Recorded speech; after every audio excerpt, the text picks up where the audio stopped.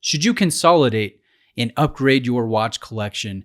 That's the topic that I want to talk about with you guys today, share my own experiences because I am a notorious flipper and I have very little regret. I axe amazing pieces, sometimes only after a couple weeks of ownership, because I think there's always another watch around the corner and I enjoy the experience. I'm not too into building a methodical, logical collection of keepers. I don't use the K word. I don't keep watches. I just like enjoying watches. So I'm of the opinion, and I know this is no surprise to many of you, that yes, I do think you should consolidate and upgrade. Axe some awesome watches that you've enjoyed, that you've experienced, and move up and maybe get a watch that you've wanted all along that, a couple years ago, you didn't think was in the cards, but now you're looking at your watch budget, you're looking at your collection, and you say, I can get rid of that, I could get rid of that, and then I can buy that Seamaster or that Navitimer or that Explorer 2 or whatever watch you have, kind of your eye on. That's what we're talking about today. So I have flipped, it's got to be dozens of watches at this point. And sometimes it hurts to let them go. There have been a few that I can remember that I don't think I was quite ready to let go of at the time. But you know what? There is always another watch. And once I'm wearing that new watch, I don't miss the old one. So I've flipped, affordable watches, mid-level watches, and I've done this with luxury level watches. I've let go of some amazing pieces that some of you guys have kind of given me some crap for, and deservedly so. You've gone, hey, Bruce, I can't believe you've let go of the GMT Master 2. You're crazy. I mean, if I had that watch, I would keep that watch. I would be completely content. And I can't believe you did that. And you know what? Thinking back on some of the watches that I've let go of, they probably haven't been the best decisions.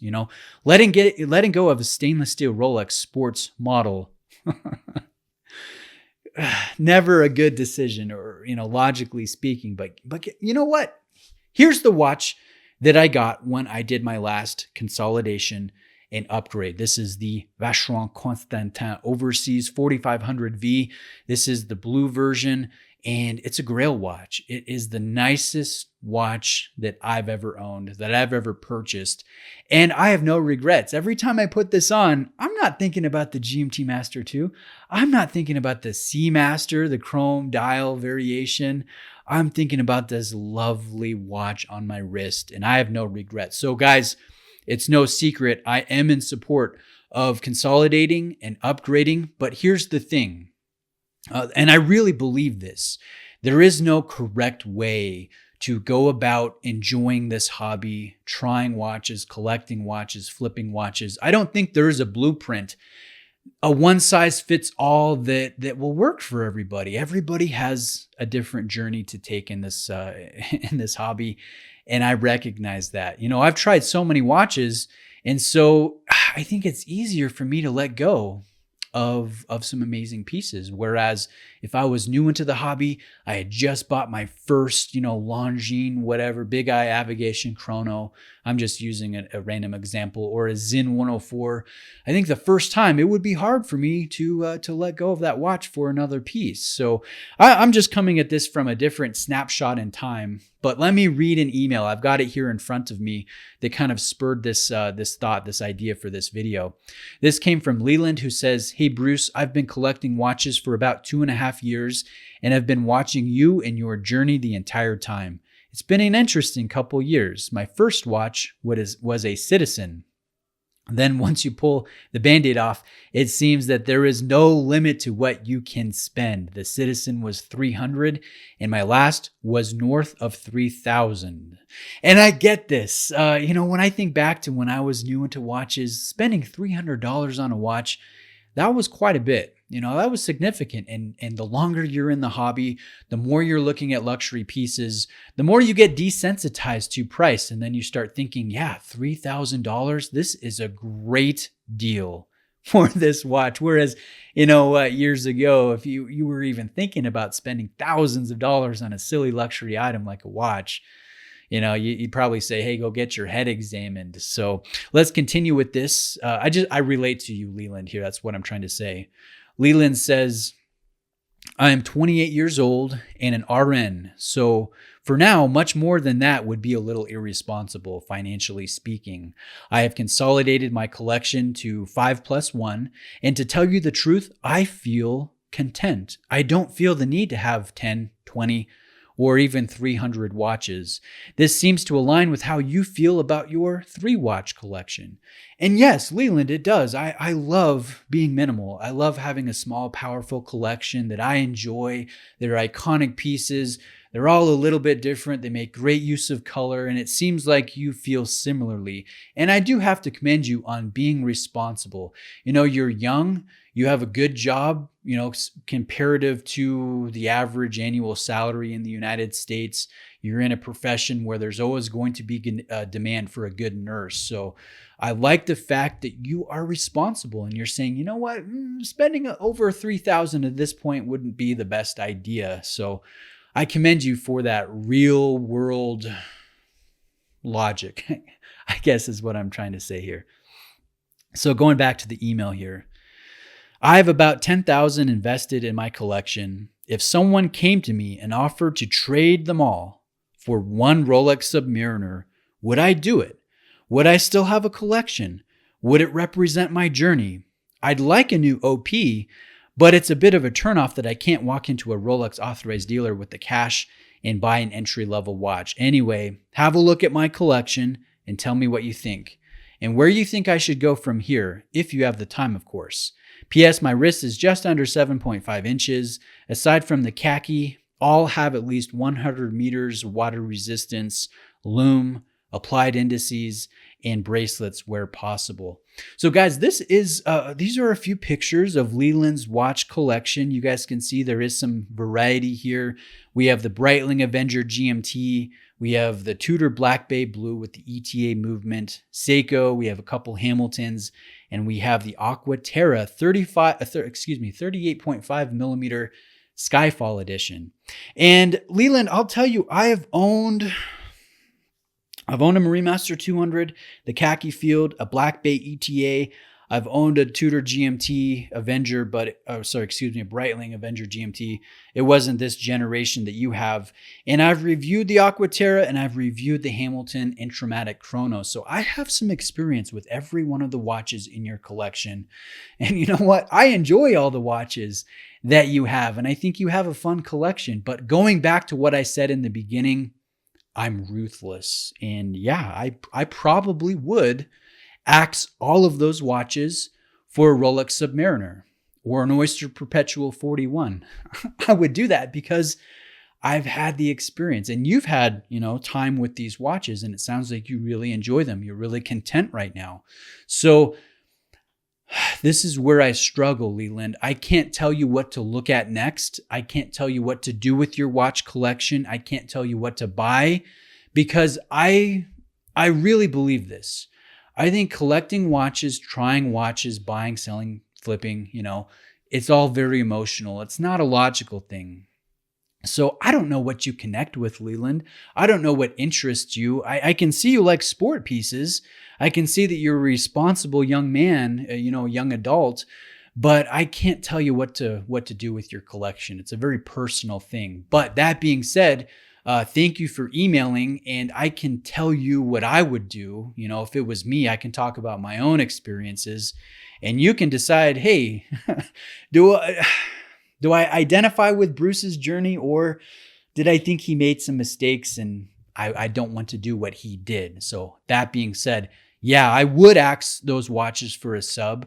I'm wearing a Submariner right now, the Hulk, the green one.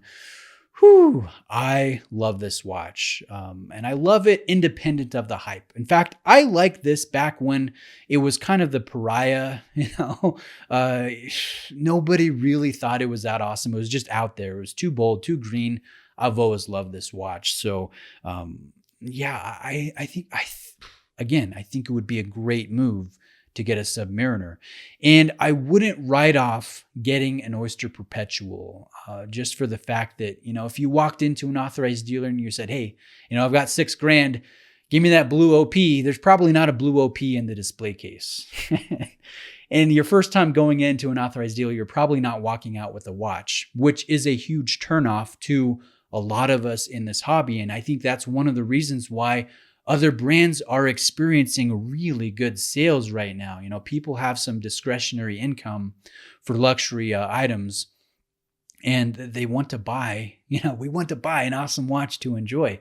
So brands like Omega are doing really well right now because you can walk into an AD with cash in hand, walk out after having gotten a discount, and have an awesome watch on your wrist, really well made, with a few exceptions. The silver Snoopy, or the blue Snoopy, whatever the new one's called.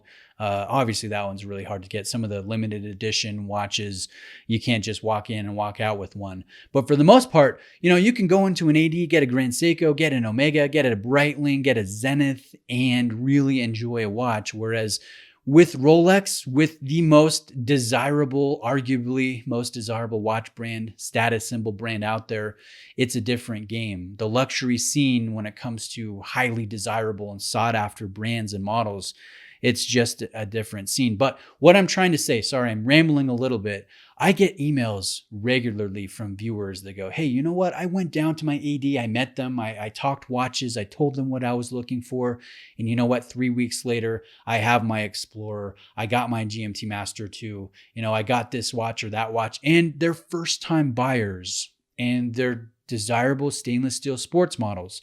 Now, I'm not saying that happens with wide dial Daytonas or blue sky dwellers, but you know what? For a sub, or for an Oyster Perpetual 41 millimeter, maybe the blue dial, maybe the turquoise, I hear these things. I get the pictures from viewers. I know it happens. Rolex sells a lot of watches. So I wouldn't write off the possibility of doing it, and maybe looking at your collection, maybe you pick a couple favorites that you have and keep those. And put that $3,000 that you're comfortable spending alongside a few watches that you flip, and you can go buy a sub. You can go buy an Oyster Perpetual. Maybe not the first time you walk in to an authorized dealer, but it definitely can happen. Absolutely. It can happen for you, Leland. So that's what I would say. I'm sorry I don't have something more concrete and definite for you. Again, I just think collecting watches is so emotional. You've got to connect with it. And maybe it's Rolex, maybe it's Grand Seiko, maybe it's a German brand, maybe it's none of the watches that I've talked about today. Maybe you decide you want to keep everything that you have. You couldn't bear to let go of it. I don't know. I can't tell you exactly what you should do. I can just say, I've enjoyed a lot. I enjoy flipping. I enjoy consolidating. I enjoy upgrading, and I enjoy Rolex. And I'm not going to apologize for it. I think you would too. So guys, in the comment section, let Leland know what you would do. If you had his collection, would you flip any of them? Would you get an Oyster Perpetual? Would you get a Submariner? Do you have another pick that you could suggest to him that he could look at and go, yeah, I connect with that, or not interested? Thought about it. No, thank you.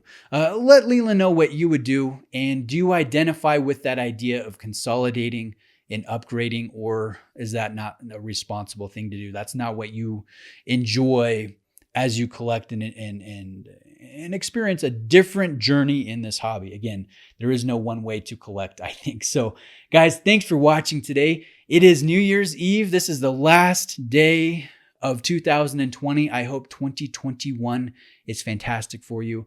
I hope it's full of health and prosperity, excellent watch purchases. And I want to thank you guys for being here and sticking it out, watching my videos, emailing me, corresponding with me.